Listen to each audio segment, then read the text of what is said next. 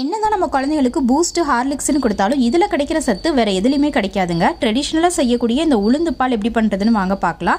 இதுக்கு நான் இன்றைக்கி 1/4 கப் அளவு வெள்ளை உளுந்து எடுத்திருக்கேன். இதுக்கு பதிலாக நீங்கள் கருப்பு உளுந்து கூட எடுத்துக்கலாம். இப்போ வெறும் கடாயில் இந்த உளுந்தை சேர்த்து நல்லா செவக்க வறுத்துக்கணும். இந்த ஸ்டெப்பை ஸ்கிப் பண்ணாமல் பண்ணிக்கோங்க.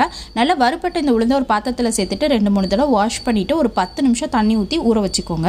இப்போ இந்த ஊறின உளுந்தை ஒரு மிக்ஸி ஜாரில் சேர்த்து அந்த ஊற வச்ச தண்ணி வச்சு நல்லா மையாக அரைச்சிக்கோங்க.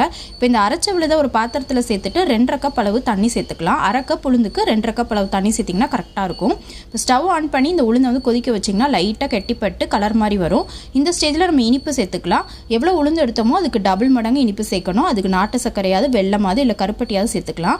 கூடவே 1 ஸ்பூன் அளவுக்கு சுக்குத்தூளும் கொஞ்சம் வாசனைக்கு ஏலக்காய் தூளும் சேர்த்து மிக்ஸ் பண்ணிக்கோங்க. ஒரு 2 நிமிஷம் கிண்டிட்டே வந்தீங்கன்னா நல்லா கட்டிப்பட்டு பால் கன்சிஸ்டன்சிக்கு வரும். இந்த ஸ்டேஜில் 1/2 கப் அளவுக்கு தேங்காய் பாலாவது இல்லை நார்மல் பாலாவது சேர்த்துட்டு ஸ்டவ் ஆஃப் பண்ணிட வேண்டியதான். சூப்பரான உளுந்து பால் ரெடி. ட்ரை பண்ணி பாருங்கள்.